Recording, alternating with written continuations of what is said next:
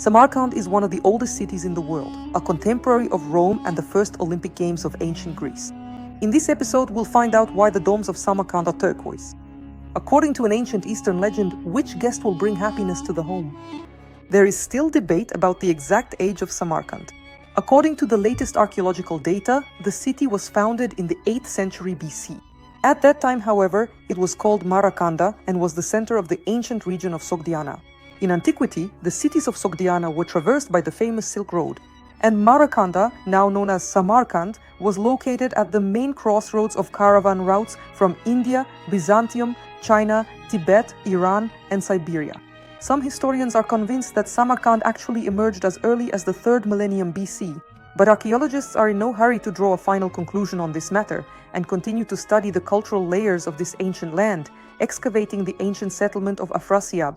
Samarkand was destroyed and rebuilt many times, but it truly flourished under Amir Timur, the great conqueror Tamerlane, who made the city the capital of his empire.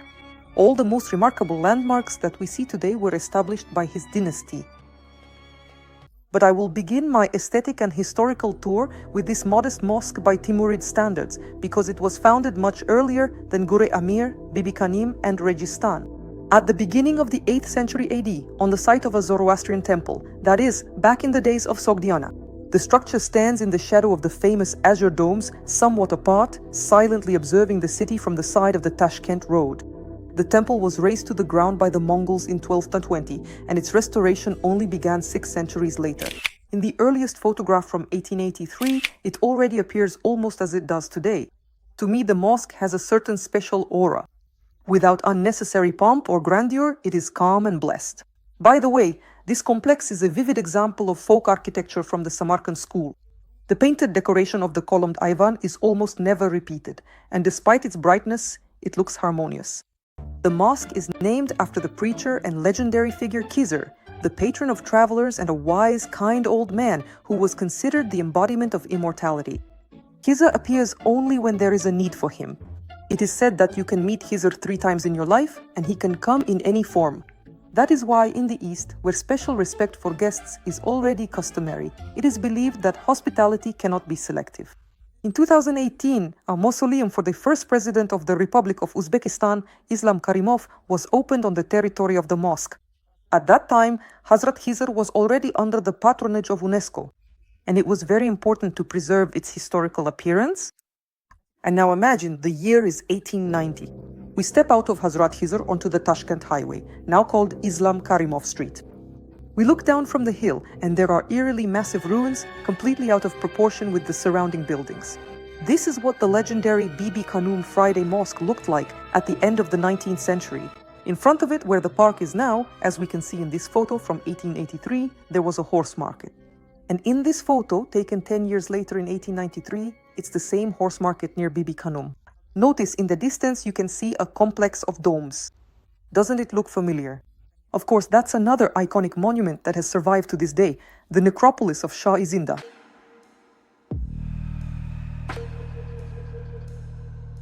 And so we've moved on to another major historical theme, the legend of the living king. In fact, that's exactly what Shah Izinda means. So, who is this living king? His name is Qusam ibn Abbas, and he was none other than the cousin of the Prophet Muhammad. As a follower of the new religious teaching, he arrived in what was then Marakanda in the year 677 to spread Islam, but was killed by the pagan Sogdians. And according to popular legend, he is called the living king because after being killed, he did not die, but jumped into a deep well where he gained eternal life. But those familiar with Islamic tenets understand that he attained eternal life not by sitting in a well, but by suffering for his faith, essentially becoming the first shahid, martyr. According to doctrine, the soul of a warrior who dies in the name of Allah immediately enters paradise and gains the right to eternal life. The supposed grave of Qusam ibn Abbas is located in the farthest mausoleum of the Shah Izinda complex. These are the very first existing photographs of the Shah Izinda necropolis, taken between 1868 and 1872. They were taken from the Turkestan album of Governor General Konstantin Petrovich von Kaufmann. And this unique publication deserves a story of its own. In short, it is a collection of 1,200 rare earliest photographs of Russian Turkestan intended to acquaint Russian and Western researchers with the history, ethnography, and culture of Central Asia. As you can see, 150 years ago, the memorial complex was surrounded by sand dunes. The buildings themselves have been fairly well preserved in their original form, and from this angle, the ruins of Bibi Khanum are clearly visible from the mausoleums. Still, the way we see the shakis in the complex today is the result of painstaking work by restorers over the years. The entire palette of blue and turquoise shades with touches of yellow, green and white. You could say this is an open-air museum of medieval decorative ceramic art, and of course wood carving as well.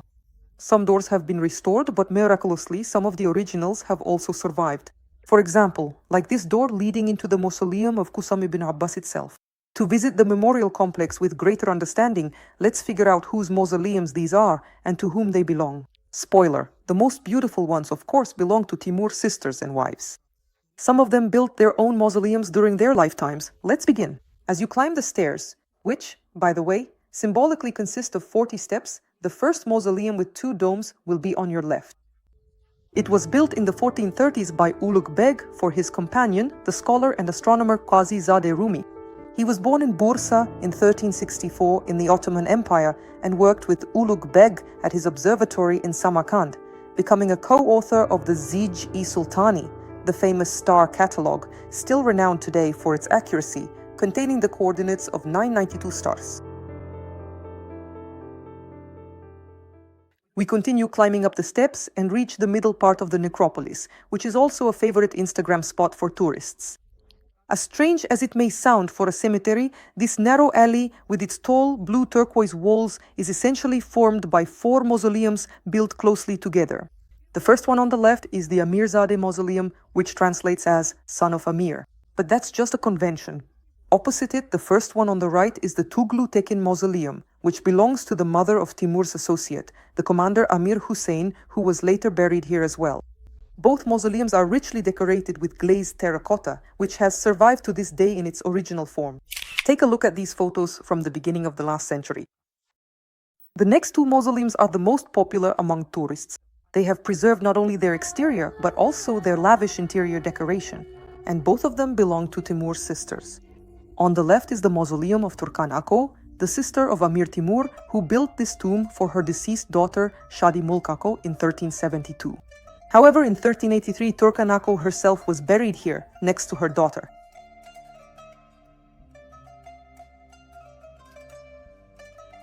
Inside, this is one of the most richly decorated mausoleums. Complex geometric and floral patterns, predominantly in blue and turquoise tones. Hundreds of small stars merge into a single 8-pointed star above the vault.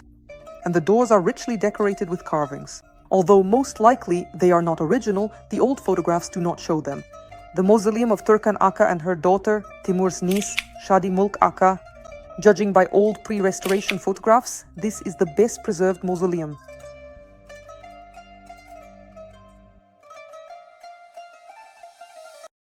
Opposite is the mausoleum of Timur's other sister, Shirin Beka Aka. According to the same series of pre-restoration photos, it is less well preserved. There are many gaps on the walls of the Iwan. Today, the decor of the tomb is bright and elegant. A panel made of hexagonal blue tiles has preserved traces of gold-painted flying herons among flowers. The upper part of the mausoleum is adorned with ganch painting in blue colors with gilding.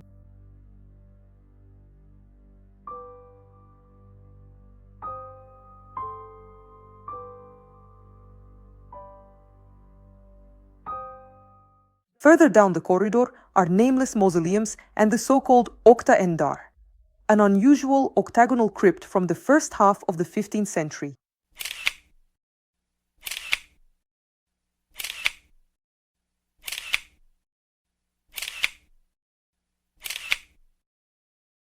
Standing separately is the mausoleum of Usta Alina Safi, with a white monochrome arabesque on which a beehive has settled. Apparently he was a good person. The crypt is named after the master who built it in the 1360s, 1370s. The structure has been very well preserved. Inside, the decor is similar to that of the Turkan Ako mausoleum, and it is clear that the finishing is authentic.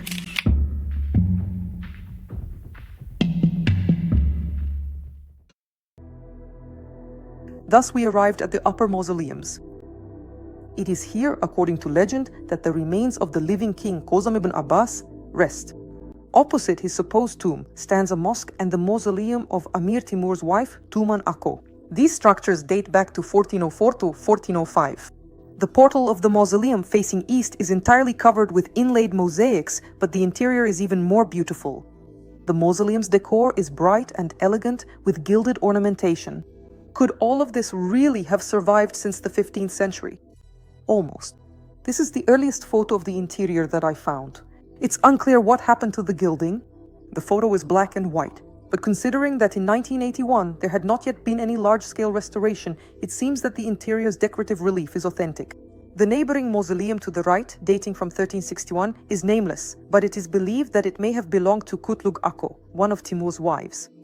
The Shah-i-Zinda necropolis made a powerful impression on me, primarily because of the concentration of ancient, well-preserved ceramic tiles. You find yourself in a vibrant open-air museum, and most of this carved glazed terracotta has been preserved in its original state. Of course, this is truly unique. And since we've come so close to the topic of Timurid architecture, let's move on to the personality of the legendary conqueror. This is roughly what Amir Timur looked like during his lifetime, and we know this today thanks to a unique method for reconstructing a person's appearance based on skeletal remains.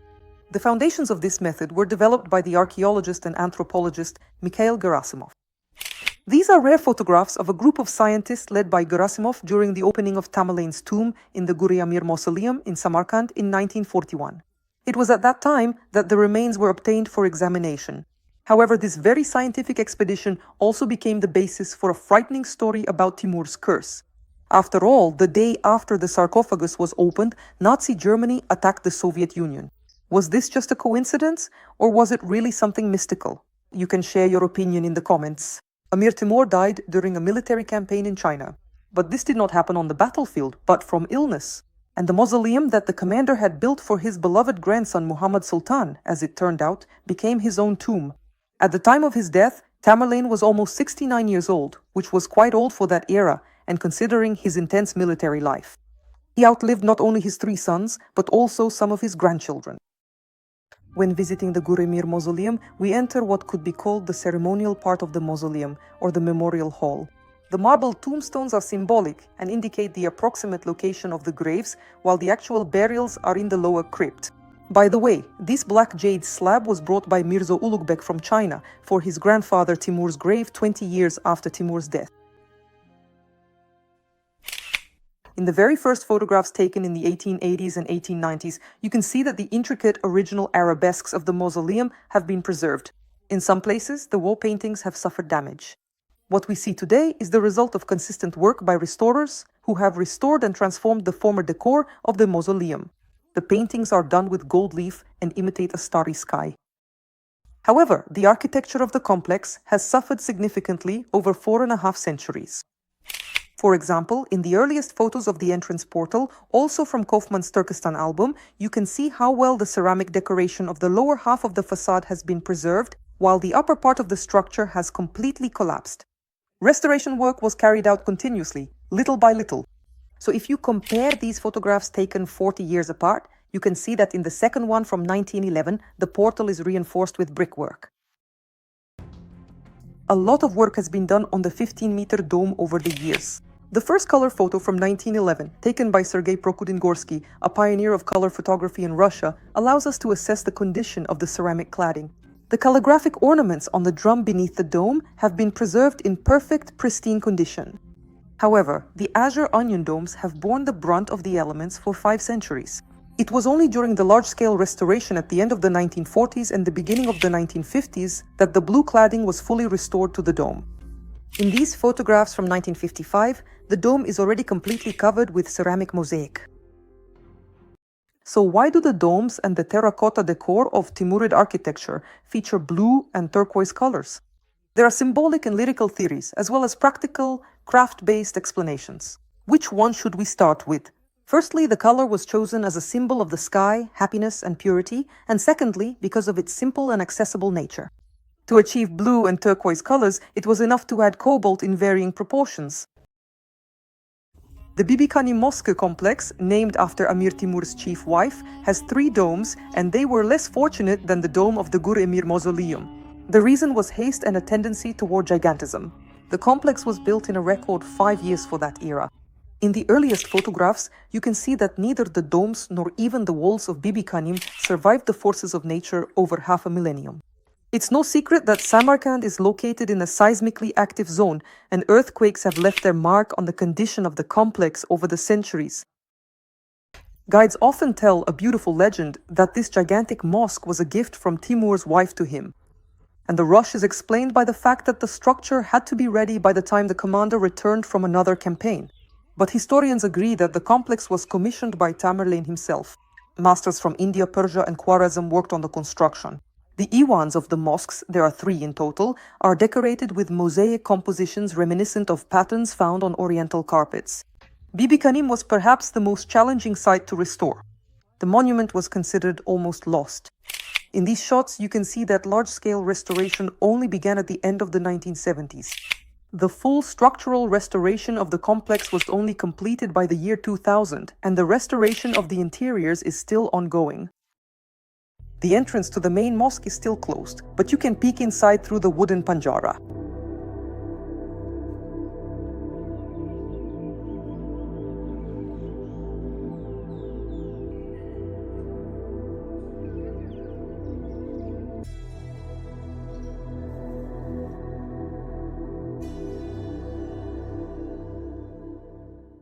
But where is Registan? An attentive viewer might ask. And here it is, the symbol of Samarkand, the famous square founded by Timur as a marketplace. It was only later that it became framed by 3 madrasas. The Ulugh Beg Madrasa was the very first to be built in 1420 by order of the ruler Ulugh Beg himself, the grandson of Amir Timur and one of the most accomplished astronomers in the history of the science. The building, with its 2 minarets, was erected in just 3 years. Originally, it was designed for 5 hujras, cells, and 100 students. Ulugh Beg himself taught mathematics to the students. And this is a view of the Ulugh Beg Madrasa in 1868. The madrasa has been well preserved. That's what happens when a scholar, not a warrior, is the builder. The patterns on the portal, the domes, and the minarets all are still in place. However, in 1931, they did have to save the right minaret from collapsing. The Sherdor Madrasa, on the other hand, and the Tilyakori Madrasa were built 2 centuries later. Of the 3 madrasas, for some reason it was Sherdor that was the favorite of the battle painter Vasily Vereshchagin. The artist painted several works featuring the mosaic portal and minarets of Sherdor, which stood like silent guardians and witnesses to the everyday life of Samarkand at that time. By looking at these paintings, by the way, even before the advent of color photographs, one can understand how well the building's decoration was preserved. But let's pause for a moment to talk about Vereshchagin. Personally, I am amazed by the realism with which the paintings are executed. This applies both to the subjects and to the artistic mastery in the rendering of details. All these paintings were created by Vasily Vereshchagin between 1871 and 1873, after his trip to Samarkand at the invitation of Governor General Kaufman, and are united in the Turkestan series, which consists of 13 paintings as well as sketches and drawings. The artist himself repeatedly took part in battles and witnessed the horrors of war, but his paintings were not characterized by the classic triumphant themes typical of battle painters. They are more like brush-painted photographs depicting the unpleasant backstage of battles, the everyday life of ordinary people, or even some detail that fascinated the artist, such as in the painting The Doors of Timur. Today, the paintings from the Turkestan series are housed in the Tretyakov Gallery in Moscow. And from Vereshchagin's painting Registan, we can once again understand what the Sherdor Madrasa looked like in the second half of the 19th century. The main highlight of the Sherdor Madrasa is considered to be this mosaic depiction of tigers on the portal. The explanation is as follows. The tiger is a student, chasing after knowledge represented by the antelope. In Vereshchagin's paintings, as well as in old photographs, it is clear that it was the upper part of the portal and its symbolic scene that time did not spare. It was only fully restored in the early 1950s. Guides love to tell the story of the medieval butcher Haji Muhammad Katonga, who, according to legend, fed the builders of the madrasa for free for many years. After his death, as a sign of gratitude and respect, he was buried right across from the madrasa. Completing the ensemble is the Tilakari Madrasa, with its spacious inner courtyard. The jewel of the complex is the mosque. Its dome has been completely restored, but the interior decoration has been preserved in its original form.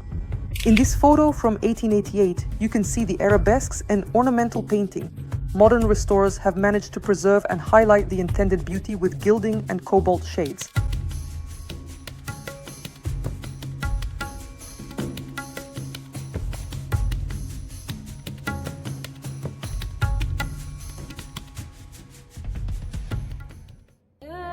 It's fascinating to follow the development of Registan through old photographs, from a dusty trading square with ramshackle buildings and at times even a place of public executions, from a noisy arena where new meanings were proclaimed, to an aesthetic attraction for tourists from all over the world where you can come into contact with living history.